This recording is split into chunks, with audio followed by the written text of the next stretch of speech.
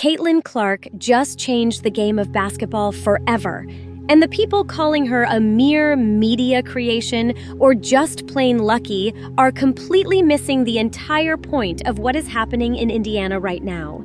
Everyone seems to be shouting that Caitlyn Clark is overhyped, or that she is just a product of a perfect marketing storm. But I am here to tell you that the numbers are telling us a story that is not at all what you think it is. Caitlyn Clark just got bodied on national television, and instead of the league stepping up to defend their biggest star, the entire organization went silent, and nobody is talking about the real reason why this is happening. If you stay with me until the very end of this video, you are going to find out why the media narrative around Caitlyn Clark is built on a massive half-truth, and we are going to dive into the one specific statistic that completely changes how you see this entire contract controversy. Most importantly, we are going to look at the real reason why what happens to Clark right now matters for the absolute future of women's sports, because this is so much bigger than just a game of basketball. Before we dive deep into the film and the data, I have to give you a quick note that everything you are about to hear is based on publicly available information, verified reports, and our own intense film and data analysis. This channel is not affiliated with Caitlyn Clark, the Indiana Fever, or the Women's National Basketball Association, because we are not here to take sides, but we are here to break down what the data actually says. All the opinions expressed here are for entertainment and informational purposes only, and we respect every single player in this conversation, but we have to be real about the dynamics at play.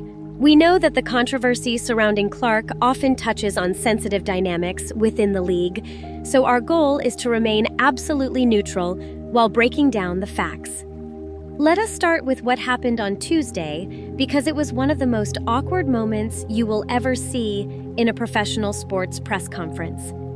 Sophie Cunningham just went public on her podcast about her contract negotiations with the Indiana Fever, and she revealed something that should have made the front office jump for joy.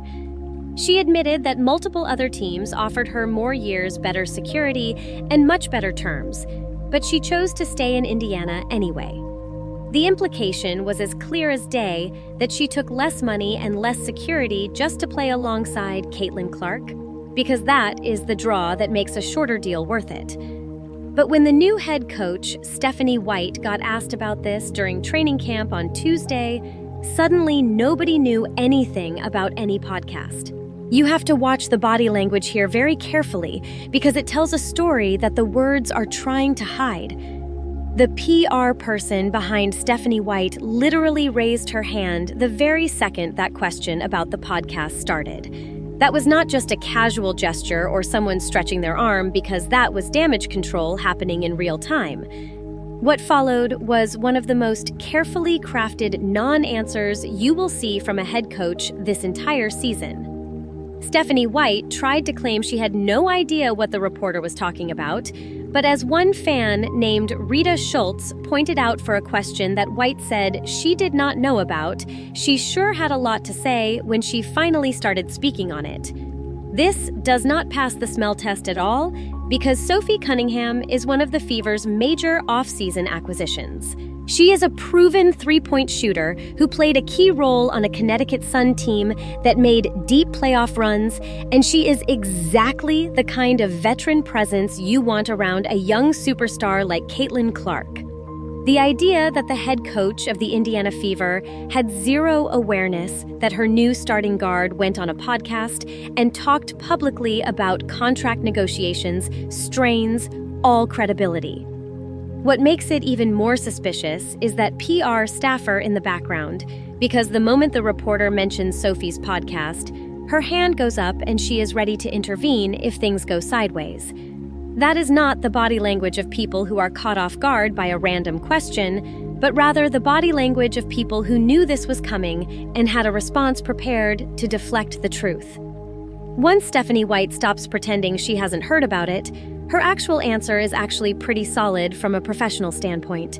She talks about how players are human beings who want job security, and she acknowledges that contract negotiations are just part of the business. She mentions that the general manager, Kelly Krauskopf, has those conversations too, which spreads the responsibility around the organization. It was a diplomatic and professional answer, but the problem is that it came right after she tried to claim total ignorance. That initial deflection is what people are going to remember because it fits a pattern we have seen before in the league where organizations try to pretend they don't see the drama right in front of them. Remember the Odyssey Sims situation in Minnesota, or when De'Erica Hamby accused the Aces of discrimination, and the first response was basically that they did not know what she was talking about. These denials rarely age well, and they make the fans wonder if the organization is actually ready for the level of scrutiny that comes with having a star as big as Caitlyn Clark. Caitlyn Clark brought unprecedented attention to Indiana with national media and sold out arenas and record television ratings.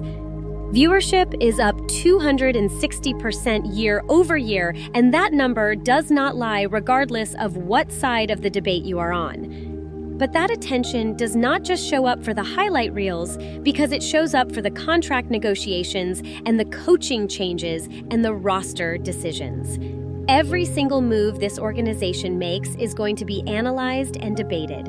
And if they keep responding to legitimate questions with a claim of ignorance, they are going to lose credibility fast. Sophie Cunningham made a choice to stay in Indiana despite having better offers elsewhere, and she chose to play alongside Clark despite taking less security. That is actually a huge positive story for the Fever because it shows that players believe in what they are building and that the Caitlyn Clark effect is powerful enough to overcome financial considerations. But the way this was handled turned a positive story into a controversy where Sophie felt misunderstood enough to clarify her comments, and Stephanie White felt defensive enough to pretend she did not know they existed. Now let us talk about the tactics, because Stephanie White is trying to build something very specific here. She mentioned that she wants Mo's activity level and communication to be elite, especially on the defensive end of the floor. She says you never have to worry because Mo is going to call the coverage and make sure she is in help position. But White also admitted she wants Mo to get a little bit more comfortable on the offensive end, so they are looking for spots where she can be successful. This focus on defense is a major theme for White because she believes they are going to be an improved defensive and rebounding team this year. She knows it is going to take time to build continuity and chemistry, especially with some different looks and different players. She has even been splitting the group into 2 smaller groups during the early periods of practice to get work in at a slower pace. The thought process is to take what they learn in those small settings and then apply it when they go live together as a full team. However, some fans are not buying this slow-pace approach at all. A fan named Sheila McCarthy 9667 said that as long as White is coaching, she is out, and she will only watch the highlight reels because she does not want to see a slow game that takes Clark out of her element. Another fan, Danny Prater 3770, claimed they are trying to take Clark out of basketball entirely, which he called stupidity at its best. There is a real fear among the fan base that the coaching is going to hold back the natural athletic ability and heart that this team showed last year.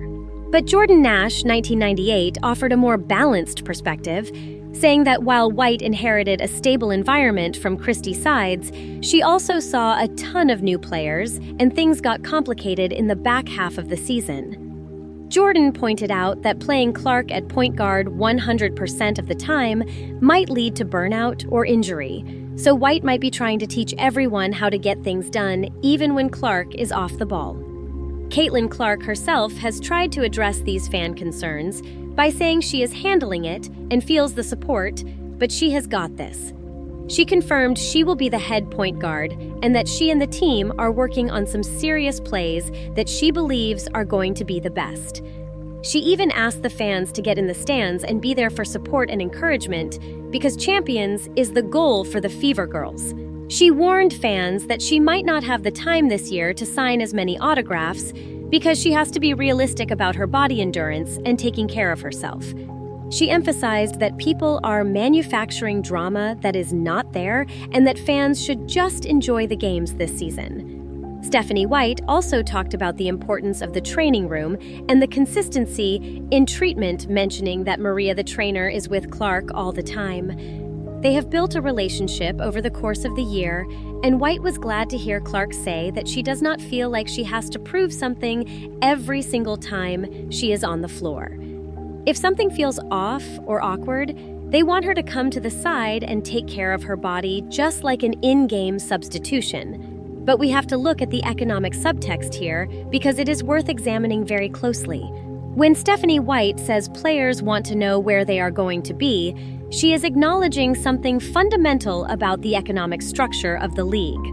Unlike the men's league where max contracts can reach $200 million, the players in this league are fighting for contracts that max out around $200,000. The difference between a one-year deal and a 3-year deal is not just about basketball, because it is about absolute financial survival. Sophie Cunningham is 30 years old, and she has been in the league since 2019, which means this contract might be her very last chance at multi-year security before she ages out of her prime. So when she says other teams offered more years, that is not just about ego or feeling wanted, because that is about her entire financial future. The fact that she chose Indiana anyway tells you exactly how powerful the Caitlyn Clark effect really is. Sophie is essentially giving up what some estimate to be 40% of her potential earnings just for the chance to play with Clark. Alice Patrone. 1407 called Sophie an excellent player and a superior teammate, noting that her most valuable asset is the trust and loyalty she has with Clark and the rest of the core players. She warned that the Fever would be making a huge mistake if they undervalue her effect on the team. Meanwhile, David Buke, 6822, simply said yes, she made a great choice. But the pressure is mounting, and management knows they are on really thin ice with disappointed and irate fans who are reconsidering how they spend their money. The narrative forming online is that fans might be boycotting this season because of how the organization handled the offseason and the pricey ticket sales, whether that is true or not. Stephanie White is walking into training camp with questions about attendance and roster decisions, and now questions about whether her star free agent is actually happy with her contract. The Fever have the pieces to be great because Caitlyn Clark is the foundation and Aaliyah Boston is developing into an all-star caliber center. Sophie Cunningham gives them veteran shooting, and Kelsey Mitchell is back while Lexi Hull has shown significant growth. The roster is legitimately good, but roster construction is only one small part of building a championship team. You also need organizational competence and media savvy to handle the small stuff, so it does not become big stuff. This contract situation with Sophie Cunningham should have been easy, and they could have just said they were thrilled she chose Indiana and that they value what she brings to the team. Instead, it became a major thing and another question mark around an organization that has had plenty of them in the past. Beyond the basketball, Caitlyn Clark's story teaches us something that we can all use in our own lives. When an entire system seems designed to slow you down and the crowd still shows up for you anyway, that is not just luck. That is proof that doing the work in silence eventually speaks much louder than any controversy. Clark did not silence her critics by arguing with them, but she silenced them by playing the game at a level we have rarely seen before. Pressure does not build champions, because it is how you respond to that pressure that counts. Clark walked into a league that was not ready for her, and she carried expectations that no rookie should ever have to carry, but she still showed up every single night. That is not just a sports story, but a blueprint for resilience. In a world that wanted her to be perfect from day one, her real superpower was not her shooting range, but her willingness to be imperfect in public and keep going anyway. If Caitlyn Clark has ever given you a moment that made you jump off your couch, I want you to drop a basketball emoji in the comments right now so we can show her how many people are riding with her. And let us know honestly, Do you think Caitlyn Clark gets treated fairly by the league, by the media, and by her peers? Drop your honest take below because we read every single one and we do not delete opinions here. Every comment helps this story reach more sports fans who deserve to hear the full picture and not just the headlines. So, if you think the truth matters, make some noise right now in the comment section. Now you know the full story of what is really happening around Caitlyn Clark, but there is another player whose journey makes this controversy look like just the warm-up. I already made a video about it, and trust me, you do not want to miss it because it is right there on your screen. If Clark's story got you thinking, wait until you hear what Angel Reese or Aja Wilson actually went through behind the scenes. That video is on your screen right now, so go ahead and click it. The Fever are betting everything on Caitlyn Clark, and they fired a coach who made the playoffs just to bring in a new direction. They are paying premium prices for tickets and brought in veterans like Sophie Cunningham specifically to win now. The pressure is enormous. And if Stephanie White is already deflecting questions in training camp, what is going to happen when the real questions start coming in June and July? I am watching to see if Sophie's shooting translates in Indiana's system and if White's defensive scheme actually improves the team's biggest weakness. I am also watching to see if the ticket sales pick up once the season starts, and most importantly, if this organization learns how to handle media scrutiny with competence. They have the talent, but the question remains whether they have everything else required to be champions. Drop your thoughts in the comments and hit subscribe because we are going to be following this season very closely. This team is either going to validate every decision they made, or it is going to be a masterclass in how to waste a generational talent. And I have a feeling we are going to find out which one it is pretty quickly. The Indiana Fever are standing at a crossroads where the eyes of the entire sporting world are fixed upon them, and every single decision they make will be echoed across the halls of basketball history. We see the tactical shifts, the defensive focus, and the grinding sessions in the training room, and we hear the voices of the fans who are both passionate and protective of the stars they have come to love. This is a story of economics, of sacrifice, and of the sheer power of one individual to shift the gravity of an entire sport. Sophie Cunningham's decision to stay is a testament to that shift, and the organization's response to it is a test of their own character. As we move into the 2026 season, the stakes could not be higher and the tension could not be thicker. Whether you are a die-hard fan who has been here for years or a newcomer drawn in by the magic of Clark, the journey ahead promises to be nothing short of legendary. We will be right here breaking down every play, every press conference, and every point of data to bring you the truth behind the highlights. So stay tuned, stay engaged, and let us watch as this incredible chapter of women's basketball unfolds before our very eyes. The goal is championships, and the road there is paved with both challenge and opportunity. But for the Fever girls, the time to fear them is now. Let us see if they can turn that fear into a reality that justifies every sacrifice made and every dollar spent in pursuit of greatness. Every single moment on that court, from the opening tip-off to the final buzzer, is a battle for respect and for a place in the record books. The players know it, the coaches know it, and the fans certainly know it. We are witnessing a revolution in real time led by a young woman from Iowa who refuses to be anything less than extraordinary. But she cannot do it alone, and the pieces around her must fit together not just on the stat sheet, but in the locker room and in the hearts of those who lead the team. The controversy of the Tuesday press conference may seem like a small blip in a long season, but it is a window into the soul of an organization trying to find its way in a new world. We will continue to peel back the layers of this story and provide the analysis you cannot find anywhere else, because you deserve to know what is really happening when the cameras are off and the lights are dimmed. Thank you for being part of this community and for lending your voice to the conversation, because together we are witnessing the growth of a game we all love.